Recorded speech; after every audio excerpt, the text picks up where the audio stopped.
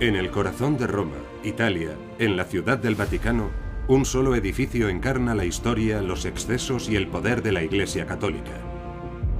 La Basílica de San Pedro. Esta verdadera megaestructura religiosa es un depósito de obras maestras del arte cristiano. Con 219 metros de largo y 155 de ancho, San Pedro puede acoger a hasta 150.000 feligreses. Durante la década de 1940 se encontraron huesos en el sótano de la iglesia. Esas reliquias pertenecían al apóstol más importante de todos, San Pedro. San Pedro de Roma es una basílica diferente, un proyecto único. Pero también es un edificio que no tiene parangón. Iniciada en 1506, la construcción de esta singular iglesia duró 120 años. San Pedro fue, sin lugar a dudas, el sitio de construcción a cielo abierto más grande de Europa. Más de un siglo de trabajos en el que participaron miles de operarios y docenas de arquitectos, entre ellos el artista más grande del Renacimiento, Miguel Ángel.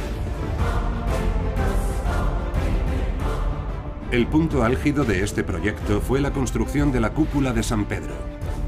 Una estructura de doble bóveda de 42 metros de diámetro, 137 metros de altura y un peso aproximado de 14.000 toneladas. Fue la mayor proeza técnica de la arquitectura occidental. No hay nada comparable a la Basílica Romana de San Pedro. San Pedro, Roma, la historia de una iglesia que fue el orgullo de los papas del Renacimiento.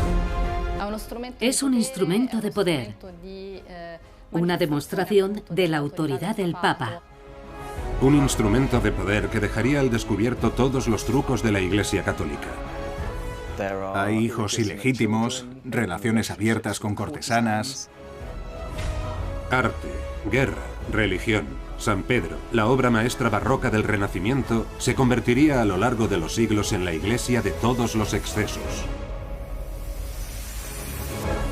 Ciudades secretas, la Basílica de San Pedro.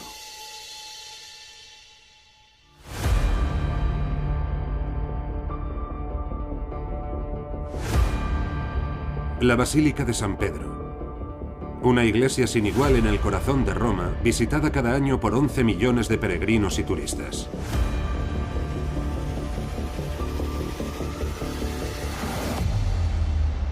Con una superficie de 20.000 metros cuadrados, su prodigiosa cúpula imitada en todo el mundo, y la gigantesca plaza de San Pedro con su obelisco y sus 284 columnas, es una de las megaestructuras religiosas más espectaculares del mundo.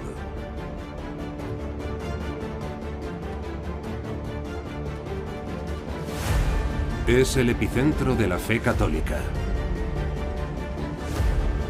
Los colosales pilares de esta iglesia guardan reliquias de Cristo, tales como el velo que estuvo en contacto con su rostro o la lanza que le atravesó el costado.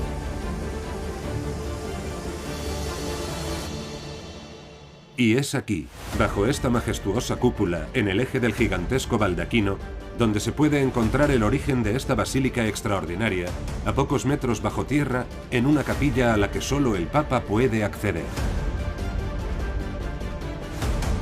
Fue construida sobre la supuesta tumba del apóstol San Pedro.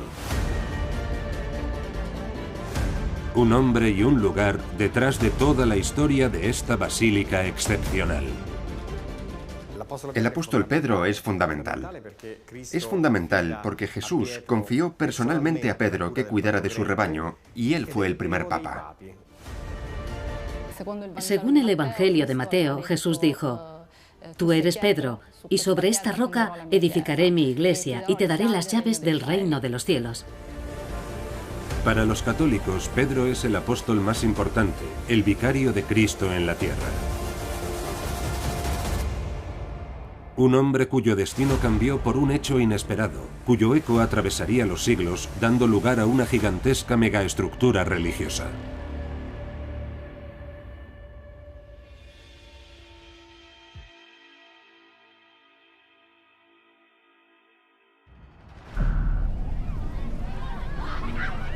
En el año 64 después de Cristo, Roma fue pasto de las llamas.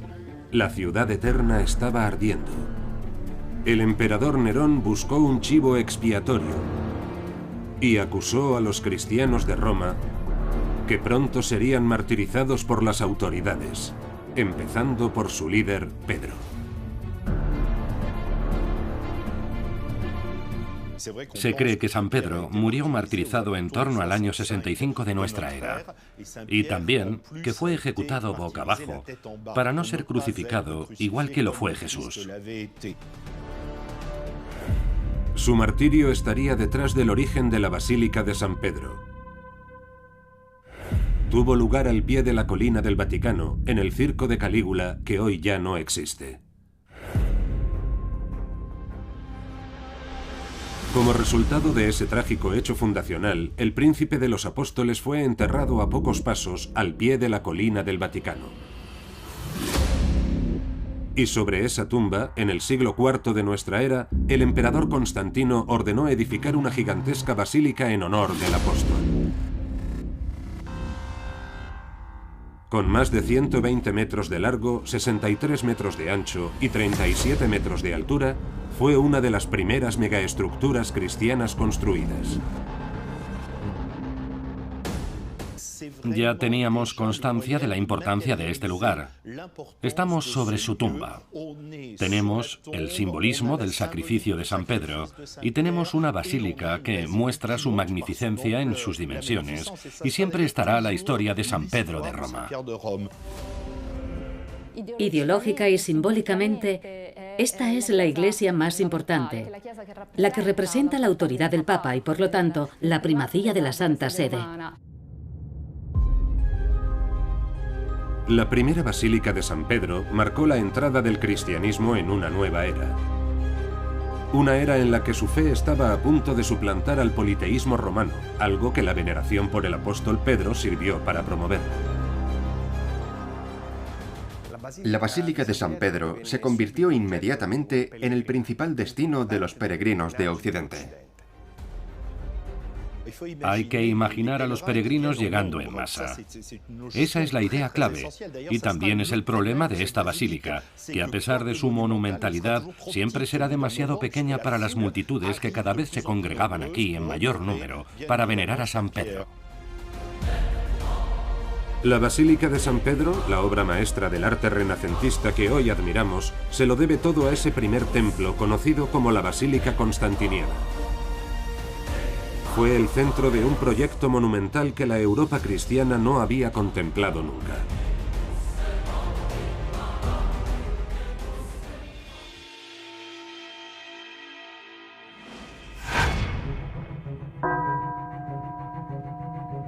Mil años después, en 1503, la primera Basílica de San Pedro aún seguía en pie. A lo largo de esos 1000 años, la Iglesia se había impuesto en toda Europa y entonces gobernaba la vida de todos los creyentes. A años luz de distancia de la época de los primeros cristianos, era una institución rica y poderosa que detentaba el poder desde Roma. El papado es un poder con territorios. Hablamos de los territorios papales, de los estados papales que se expandieron con el tiempo y varios papas permitieron que el papado adquiriera más y más territorios en suelo italiano. Y el papa era el jefe de la Iglesia, pero también era un jefe de estado, a veces incluso un caudillo. Un papa encarnó esa nueva era más que ningún otro. Autoritario y ambicioso, Giuliano della Rovere, mejor conocido por el pontificio nombre que él mismo se dio, Julio II.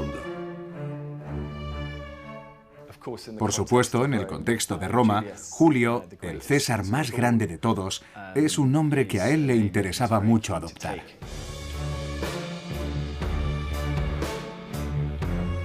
Julio, un nombre que proclamaba su sed de poder. Jefe militar, jefe de Estado, Julio II tenía que prevalecer sobre una Europa dividida. Dividida en Italia en ciudades-estado como Florencia, Milán, Venecia y Nápoles. Dividida también por las grandes potencias europeas, como eran los reinos de Francia, España o el Sacro Imperio Romano, que soñaban con gobernar sobre toda la cristiandad y que desafiaban continuamente la autoridad de la Santa Sede. Para reafirmar su legitimidad y su poder, Julio II tomó una decisión radical: reconstruir la más importante de sus iglesias, la Basílica de San Pedro.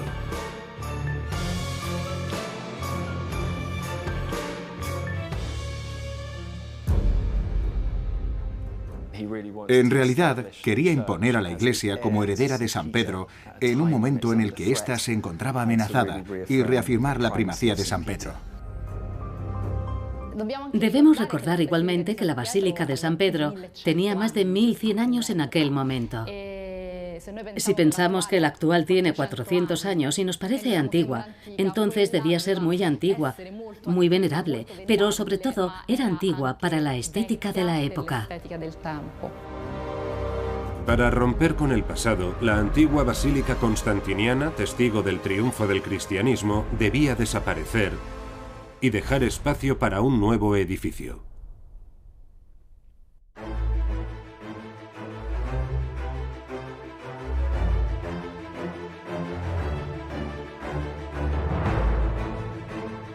Y para hacer frente a ese desafío, Julio II recurrió al arquitecto más vanguardista de su tiempo,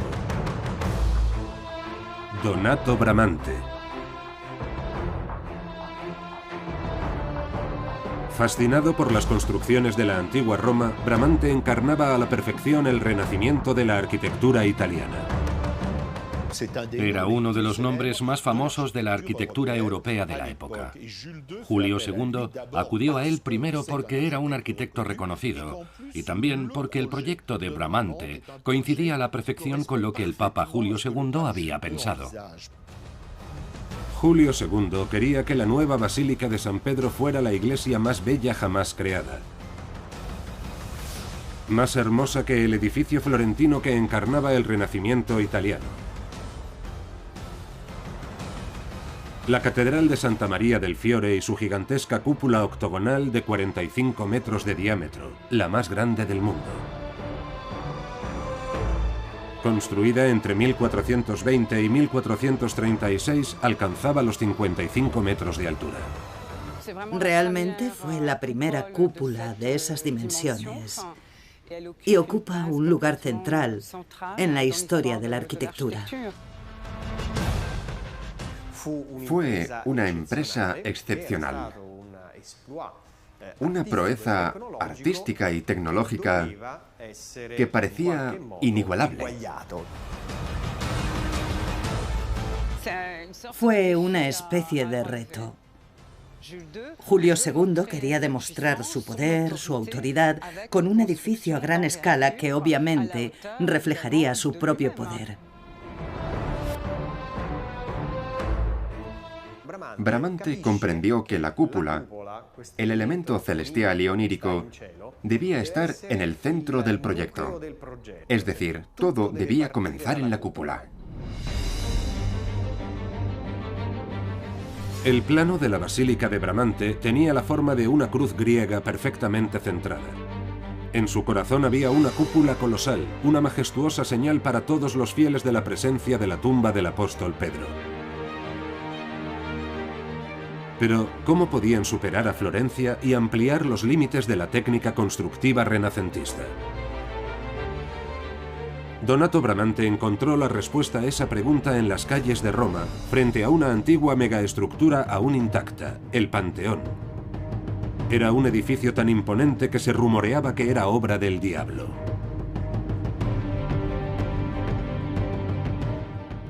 El Panteón era la forma de unir la antigüedad con la modernidad. Y para Bramante, ese edificio era la referencia y se inspiró en su cúpula monumental. Finalizado en el siglo II después de Cristo, esta megaestructura romana sustentaba la cúpula más grande de la antigüedad, de 43 metros de diámetro. Bramante se inspiró tanto en sus dimensiones como en su forma. Un cilindro con un hemisferio en la parte superior, que representaba la perfección geométrica, que a su vez representaba la perfección espiritual. A diferencia de la cúpula octogonal de Florencia, la cúpula del Panteón es una semiesfera perfecta. Durante más de 1000 años nadie había construido un edificio igual. Pero el Panteón tenía un defecto. su cúpula era invisible desde la calle. La cúpula que honraría la tumba de San Pedro debía ser visible desde todas partes. Bramante decidió coger este enorme y sombrío mausoleo, del tamaño del Panteón, y elevarlo 45 metros sobre 4 arcos. Un desafío que nadie había intentado nunca.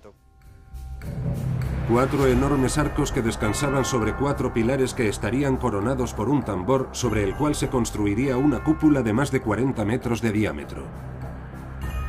Ese sistema permitía que el peso se distribuyera por toda la mampostería de la megaestructura. No era necesario decirlo.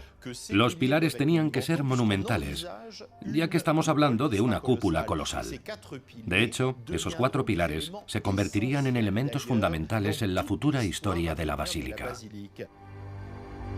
Con una cúpula elevada sobre 4 pilares, Bramante estaba ofreciendo a su cliente Julio II un proyecto de alto riesgo. El problema era que la cúpula sería frágil. La presión resultante sería difícil de contener. Podría, por lo tanto, romperse y venirse abajo. El riesgo de que la cúpula se hundiera era muy real.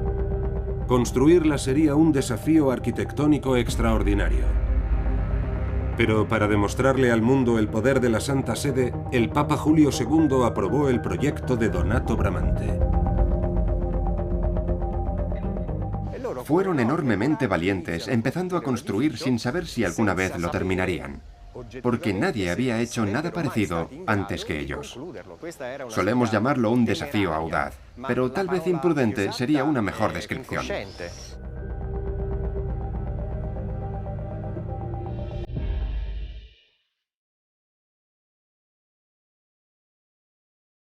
Un desafío imprudente. 1506. La primera piedra de la nueva basílica fue colocada por el propio Julio II en los cimientos del primero de los 4 grandes pilares, el pilar de Verónica, que aún hoy sigue siendo visible debajo de la cúpula.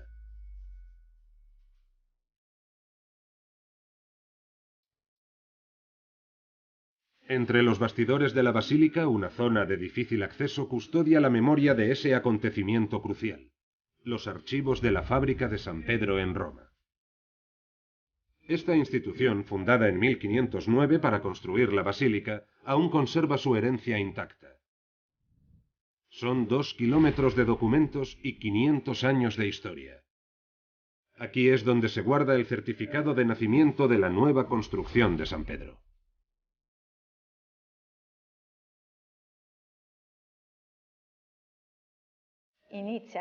Comienza así. Se puede ver el nombre de Julio II de la Rovere, el gran papa que tuvo tanto coraje. Y con este documento, el 13 de enero de 1509, se publicó la bula papal, que era una ley oficial.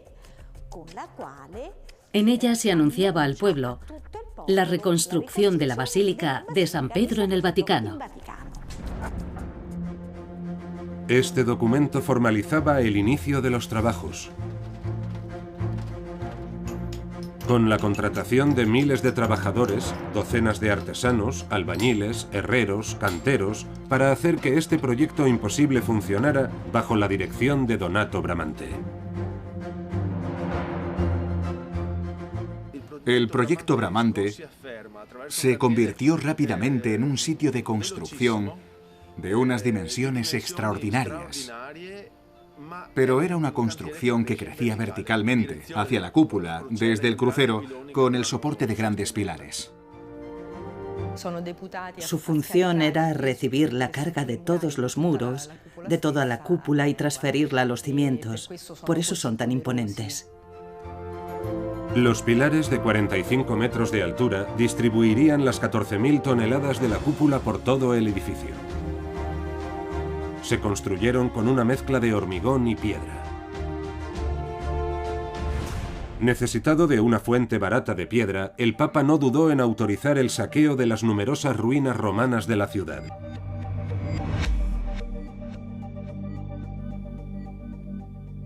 Hay que recordar que, desde el punto de vista de los papas de la época, la ciudad de Roma era como una cantera abierta.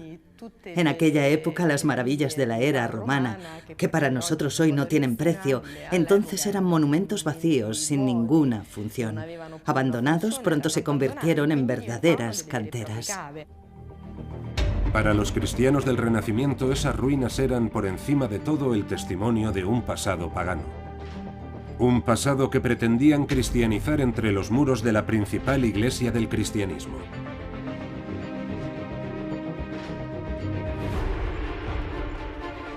Una vez que se levantaron los pilares, los trabajadores de la fábrica de San Pedro colocaron los arcos que debían unirlos. Era un trabajo que tenían que hacer a 45 metros de altura sobre la tumba del apóstol Pedro. Mientras tanto, construyeron un pequeño templo para proteger el corazón de la iglesia, donde estaba la tumba de San Pedro. Después, con piezas tomadas de la antigua basílica, que fue desmantelada gradualmente, construyeron ese pequeño templo para proteger la tumba del apóstol. En el plazo de solo 7 años, entre 1506 y 1513, Bramante y los trabajadores de la fábrica consiguieron levantar los 4 pilares y sus arcos, así como parte del coro de la basílica. La gigantesca construcción llegó hasta el pie de la antigua iglesia de Constantino, que Julio II no pudo destruir por completo.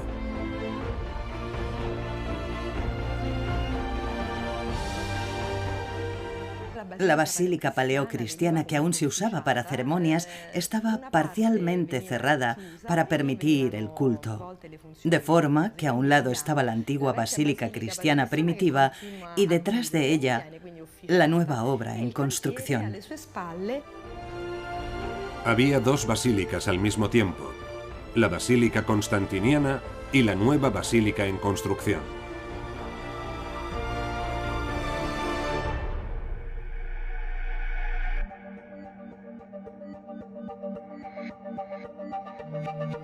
La razón por la que Julio II no destruyó la antigua Basílica de San Pedro fue que la necesitaba para llevar a cabo su grandioso y enormemente oneroso proyecto.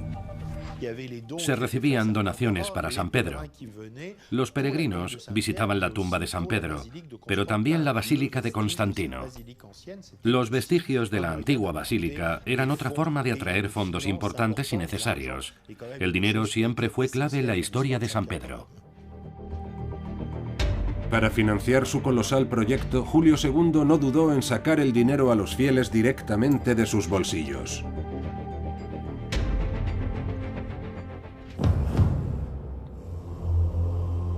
Es a ellos a quienes la Basílica de San Pedro debe su existencia, sus muros, así como su rica ornamentación y sus obras de arte.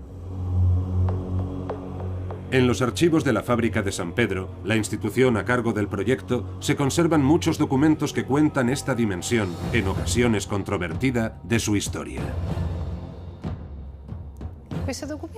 Este documento es una copia impresa que se colocaba en las cajas dispuestas para recoger limosnas en todas las iglesias de los estados pontificios.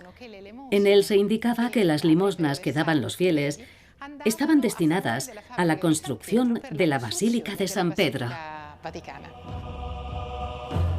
Poco después, Julio II daría un paso más allá de las donaciones espontáneas para incrementar la entrada de dinero para financiar los trabajos, otorgando poderes especiales a la fábrica que le permitirían obtener ingresos adicionales.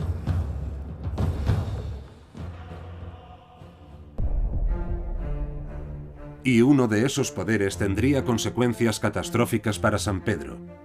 Era un poder que explotaba la credulidad de los fieles en una época en la que el cielo y el infierno eran las únicas perspectivas después de la muerte. La venta de indulgencias papales.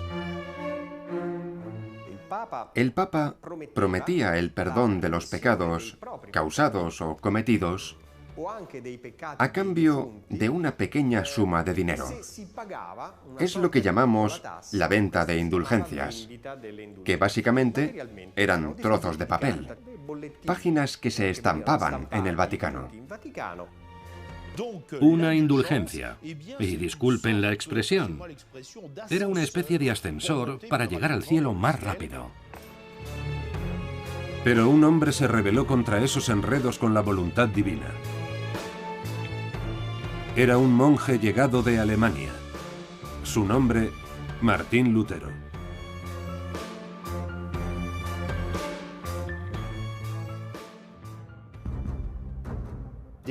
Lutero se había quedado profundamente conmocionado por todo el lujo que descubrió en el mundo del papado y la forma en la que la corrupción reinaba en el Vaticano. Se gastaba el dinero en arte y arquitectura, y no en obras devotas. A eso hay que añadir niños ilegítimos, relaciones abiertas con cortesanas. Él tuvo la visión de que toda la Roma papal no era nada más que palabrería, y que cosas como las indulgencias solo eran invenciones irrelevantes. El 31 de octubre de 1517, Martín Lutero clavó en la puerta de la iglesia en Wittenberg, Alemania, el certificado de nacimiento de la Reforma Protestante, sus 95 tesis. En ese documento, que tendría enormes consecuencias para el cristianismo, vilipendiaba sin piedad el comercio de indulgencias. Lutero atacó directamente las indulgencias y las relacionó con la construcción de San Pedro. ¿Por qué el Papa no financiaba el proyecto él mismo? ¿Y por qué chupaba la sangre a los pobres para pagarlo? Esa es la paradoja de San Pedro. Sencillamente, construyendo San Pedro de Roma de esa manera, espoleó la Reforma, que significó la ruptura del mundo cristiano entre los protestantes por un lado y los católicos por el otro. El simbolismo de San Pedro fue incluso mayor cuando se produjo ese cisma dentro del mundo cristiano. Julio II, fallecido en 1513, no llegó a ver las consecuencias del comercio de indulgencias sobre la Basílica de San Pedro. Su arquitecto Donato Bramante lo seguiría a la tumba un año después. Tras su muerte, los trabajos apenas progresaron. En 1517 se cumplían 11 años desde que las obras empezaron y aún quedaba mucho por hacer. Para los protestantes del norte de Europa, el proyecto de San Pedro se había convertido en el símbolo de todos los excesos de los papas y de la Iglesia. La basílica se había convertido en el blanco de todas las críticas. Desde el primer momento, uno de los temas preferidos de los luteranos, y el que tuvo un mayor impacto mediático, por así decirlo, fue comparar la Basílica de San Pedro con una nueva Torre de Babel. Roma era la nueva Babilonia. San Pedro, la nueva Torre de Babel, símbolo de la soberbia papal. En solo unos años, la basílica, ideada para afirmar la unidad de la Iglesia, se convirtió en la encarnación de la división de la cristiandad. Una división por la que pronto tendría que pagar un precio.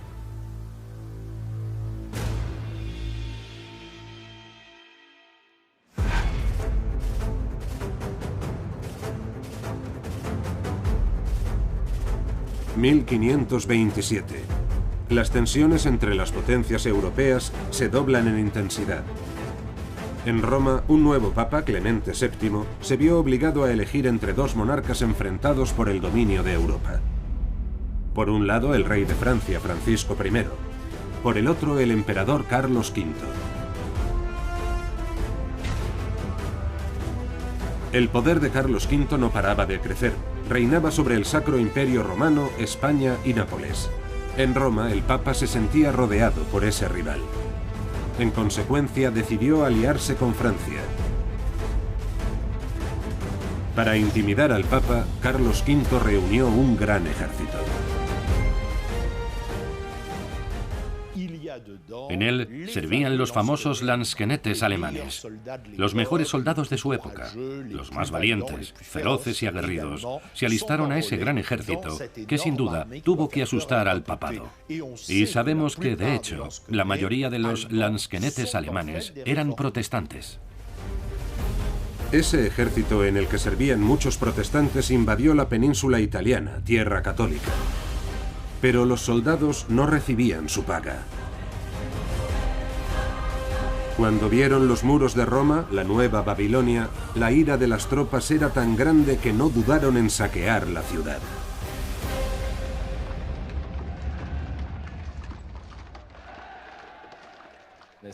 No hay nada más peligroso que un ejército mercenario que no cobra su salario.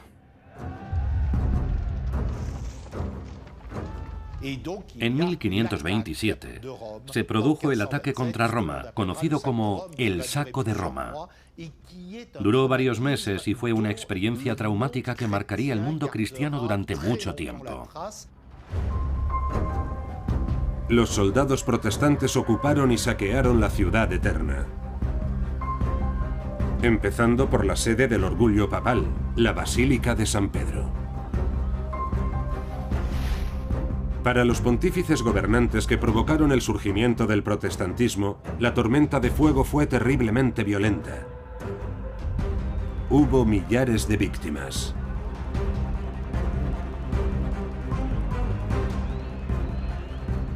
Algunos soldados llegaron a instalar sus establos dentro de San Pedro de Roma, y eso demuestra que el edificio no se salvó en absoluto.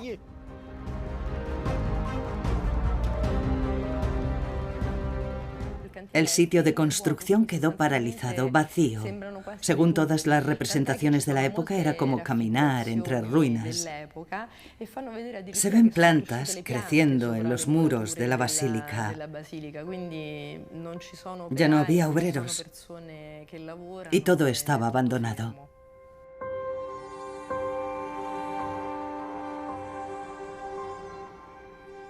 San Pedro, la nueva Torre de Babel, el orgullo de los pontífices, había sido castigada por Dios. De hecho, la construcción no avanzaba porque Dios mismo, como hizo con la Torre de Babel, había impedido que se terminara ese edificio. Un castigo divino que estuvo a punto de impedir que esta obra maestra del arte católico viera la luz del día. El Saco de Roma había pisoteado todo el prestigio de la Iglesia. Para los papas solo quedaban los símbolos, comenzando con los más importantes de la Iglesia, martirizada, humillada. Sin embargo, su futuro dependía de su finalización.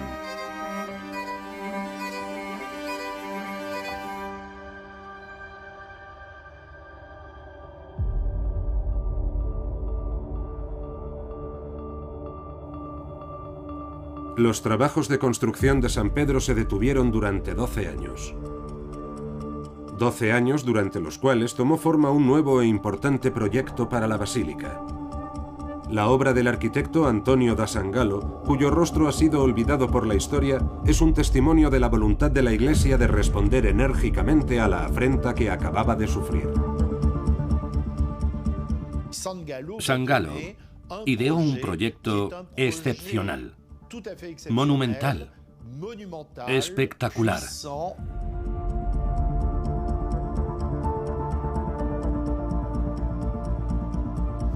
En aquel momento, el proyecto alcanzó unas dimensiones gigantescas, nunca antes vistas en su historia. De todos los proyectos propuestos para San Pedro, el de Sangallo era el más monumental. La ambición del Papa era realmente muy grande. El Vaticano conserva un gran modelo en madera de aquel proyecto. Encargado por el Papa Pablo III, costó lo mismo que una iglesia. Sus 3 dimensiones nos proporcionan una idea del tamaño de esta monumental basílica. Mucho más grande que la del proyecto original, habría cubierto más de 20.000 metros cuadrados. La cúpula se habría elevado a una altura de 120 metros. La cúpula actual tiene 137 metros de altura. El Papa quería ver algo más que dibujos. Quería una maqueta, un modelo real en 3 dimensiones, de cómo se vería la Basílica de San Pedro. Sangallo y sus ayudantes se pusieron manos a la obra y en 7 años construyeron este maravilloso modelo. Nunca se había hecho una maqueta tan grande y tan hermosa.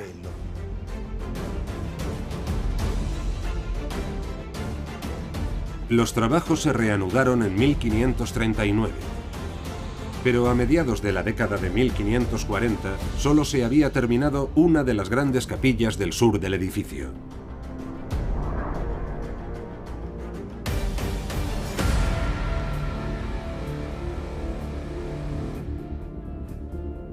El tiempo se agotaba.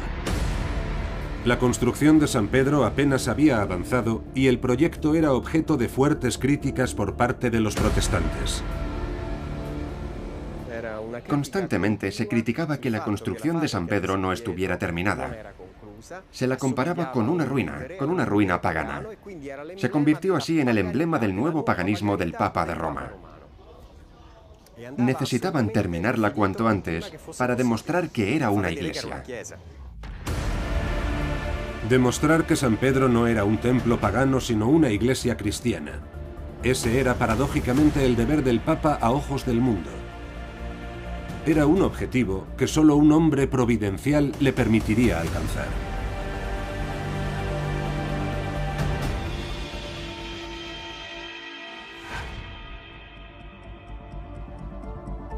Ese hombre era el mejor artista de su época. Su nombre, Miguel Ángel. Él solo encarnaba todo el arte del Renacimiento. Pintor y escultor. También era un arquitecto genial. Era un artista devoto. Tenía casi 72 años. Era un hombre muy anciano para aquellos tiempos. Detrás de sí tenía una carrera excepcional y había trabajado para muchos papas. En la cumbre de su carrera, Miguel Ángel soñaba con tomar las riendas de la obra más importante del siglo. La muerte de Antonio da Sangallo fue su gran oportunidad. 1546. En el corazón de la ciudad eterna, Miguel Ángel trabajaba en la remodelación de la sublime Piazza del Campidoglio. Pero para él, San Pedro era lo más importante. Ese proyecto sería su obra maestra final. Miguel Ángel presentó al Papa Pablo III su nuevo proyecto, al que la actual basílica le debe todo. Empezando por la luz. Las numerosas ventanas aportan al edificio una claridad sin parangón.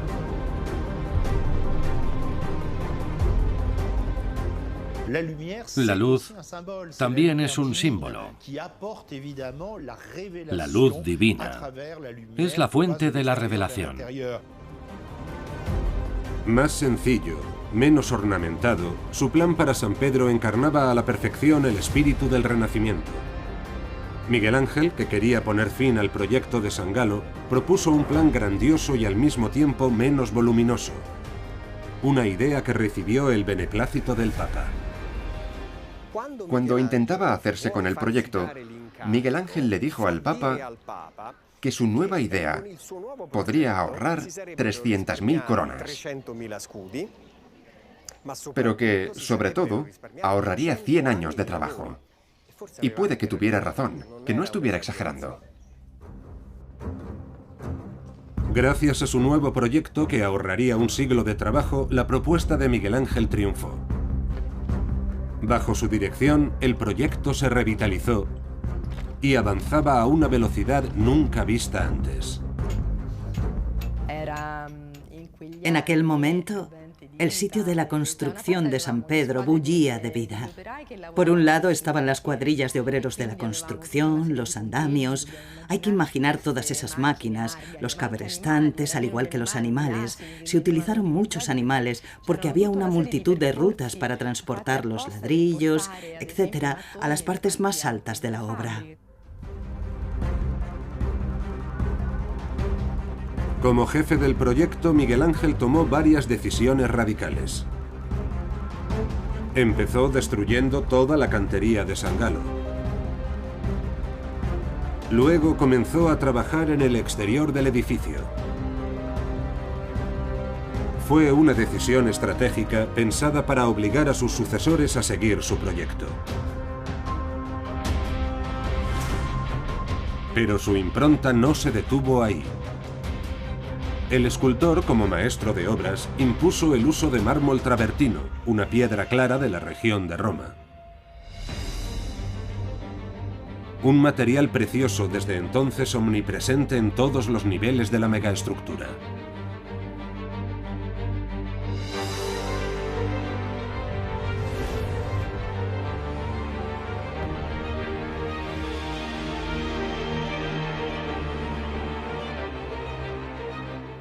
Miguel Ángel nació escultor. Llevaba la piedra en la sangre y eligió el mármol travertino por motivos de calidad. También es más preciado porque sabemos que es un material muy valioso.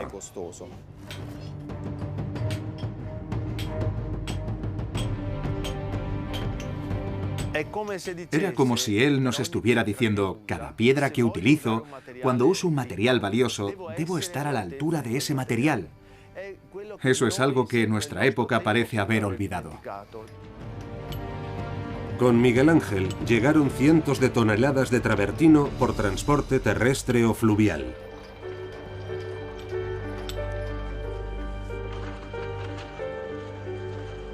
Eran enormes bloques de piedra que los trabajadores a menudo tenían que izar decenas de metros en el aire.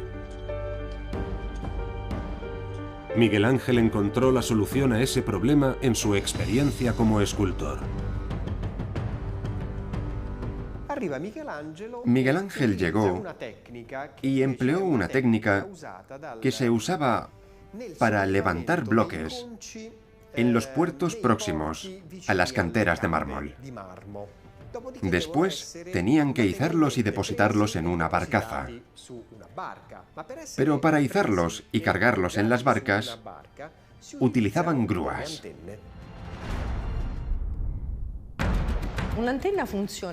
Eran estructuras verticales muy altas, capaces de mantener su rigidez una vez fijadas al suelo. Luego, usando juegos de poleas de diferentes dimensiones, dispuestas correctamente, podían izar cargas muy pesadas. Era una estructura portuaria típica que Miguel Ángel impuso en la obra de San Pedro de una forma radical, casi exagerada, porque esas torres grúa no tenían 10 metros de altura. En algunos casos alcanzaban los 60 o 70 metros de altura. Era impresionante. Mediante ese sistema, Miguel Ángel consiguió que la construcción fuera más eficiente y más rápida. En 1553, Miguel Ángel inició la construcción de un elemento estructural que era clave para terminar la basílica: el tambor, diseñado para elevar la cúpula y hacerla visible. Era una estructura gigantesca con 16 ventanas que iluminaban el interior de la cúpula.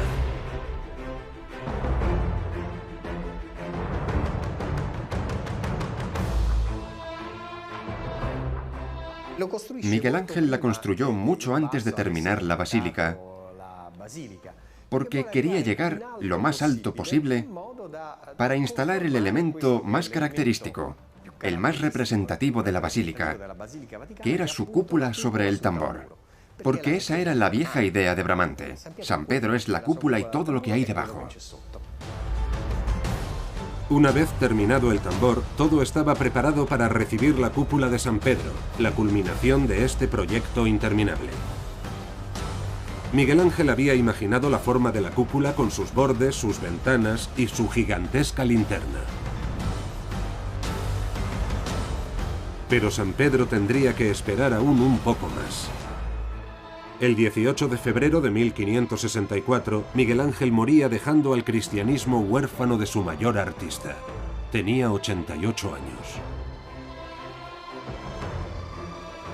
Desde la mampostería externa hasta el tambor, el trabajo en San Pedro nunca había avanzado tanto, pero aún quedaba mucho por hacer.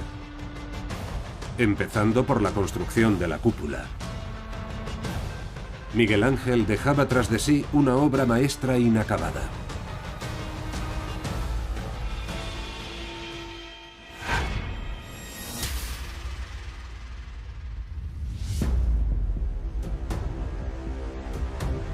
...1588... El proyecto avanzaba velozmente. Desde la mampostería hasta el tambor, todo estaba preparado para que la megaestructura recibiera la gigantesca cúpula de casi 42 metros de diámetro. Señalaría majestuosamente a todos los cristianos la ubicación de la tumba del apóstol Pedro.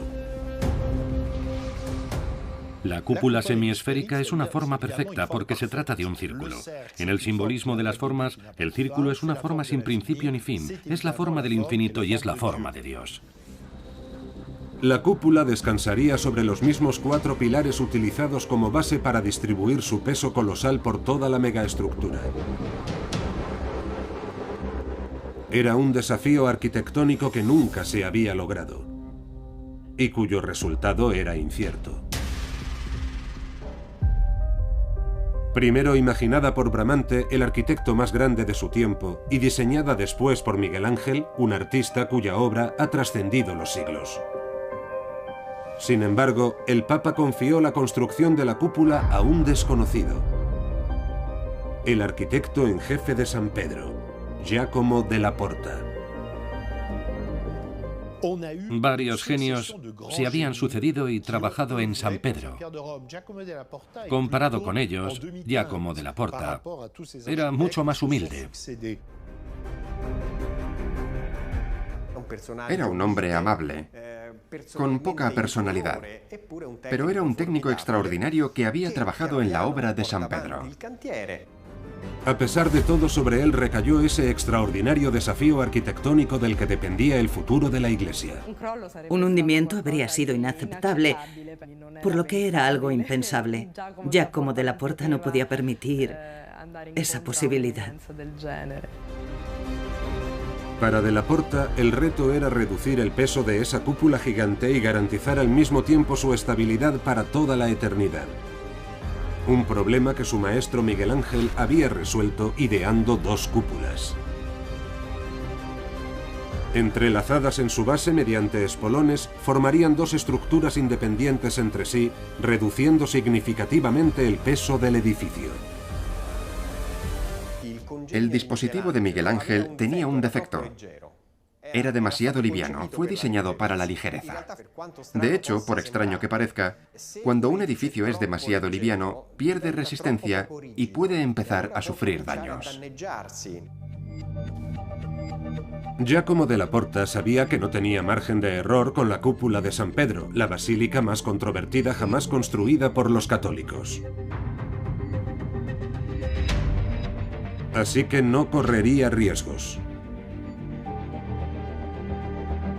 El arquitecto usó los diseños de la doble cúpula de Miguel Ángel como punto de partida, pero hizo muchas modificaciones. Para empezar, reforzó la cúpula interior para asegurar que la megaestructura resistiera. Para hacer la cúpula más sólida, aseguró las 2 cubiertas con espolones de piedra hasta arriba. Y sobre todo, cambió sustancialmente el perfil de la cúpula exterior, elevándola en casi 6 metros. Sin duda tomó esa decisión porque una cúpula puntiaguda es más estable que una cúpula semiesférica. La carga creada por una cúpula tiene un componente vertical muy fuerte, pero también horizontal. En la práctica, la fuerza de un arco o de una cúpula es diagonal. Cuanto más agudo sea el arco, menor será la carga horizontal y mejor se distribuirá verticalmente. Con esta cúpula más esbelta, della Porta limitaba el riesgo de expansión y por lo tanto el colapso de la estructura. Pero las precauciones que adoptó el arquitecto no se detuvieron ahí. Della Porta planeó instalar 7 marcos de hierro en el corazón de la mampostería para contener aún más la presión. En esos marcos introdujo ligaduras de hierro en el interior de los espolones para reforzar aún más el soporte entre las 2 cubiertas. Como un búnker de hormigón armado.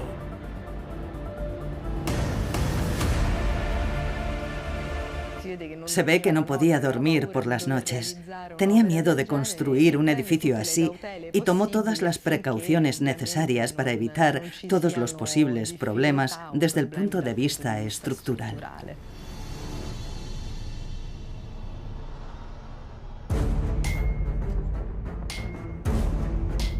Piedra.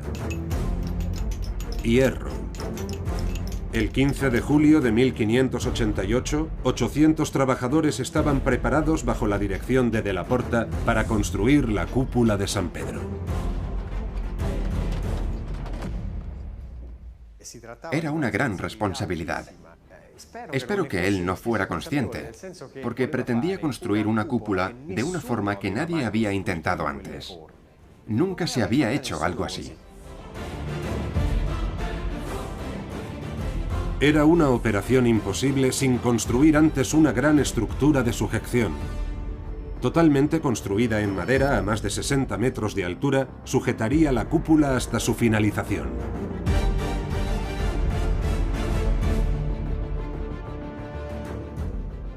El transporte de las vigas tuvo una dimensión homérica y heroica, ya que medían más de 100 palmos.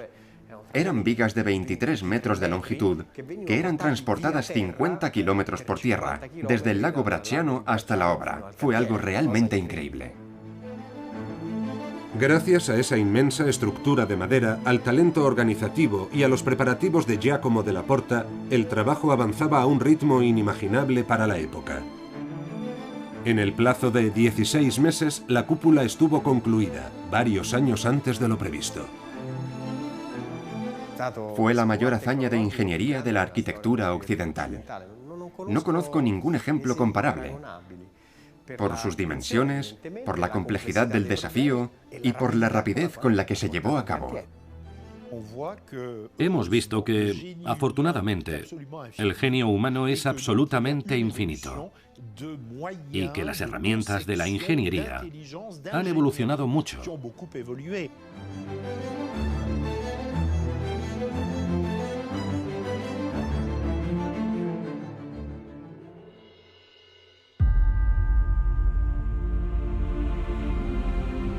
«16 meses. Un siglo antes, la construcción de la cúpula de Florencia había costado 16 años, de 1420 a 1436. La de San Pedro fue una hazaña inconmensurable. Pero la aventura de su construcción aún no había finalizado. La fachada y su sublime decoración interior aún no estaban terminadas. La nueva Basílica de San Pedro no se consagró hasta 1626, 120 años después de que se iniciaran los trabajos. Pero aún faltaba una pieza vital del rompecabezas: el sublime baldaquino de bronce. Fue obra de un escultor genial, Gian Lorenzo Bernini. Se eleva a 29 metros de altura bajo la cúpula. El baldaquino de San Pedro era el vínculo arquitectónico y también simbólico entre la subestructura, la tumba, y la superestructura, la cúpula. La finalización de esta megaestructura religiosa sería la construcción de la columnata de la Plaza de San Pedro. También fue obra de Bernini, el genio final de este proyecto interminable. Con sus 284 columnas y 340 metros de anchura, puede acoger a 300.000 personas. Había 4 niveles de columnas. La columnata cuádruple diseñada por Bernini era como los brazos de Cristo abiertos. Su simbolismo era muy evidente. Los brazos abiertos a los fieles señalaban el triunfo y la renovación de la Iglesia católica. San Pedro, que fue el origen del protestantismo, el mayor desafío que la Iglesia católica haya conocido, se había convertido en su respuesta ante los ojos del mundo. Una respuesta majestuosa a la altura de la riqueza de su historia y de los grandes genios del Renacimiento que marcaron su construcción. Una respuesta que sigue resonando hoy.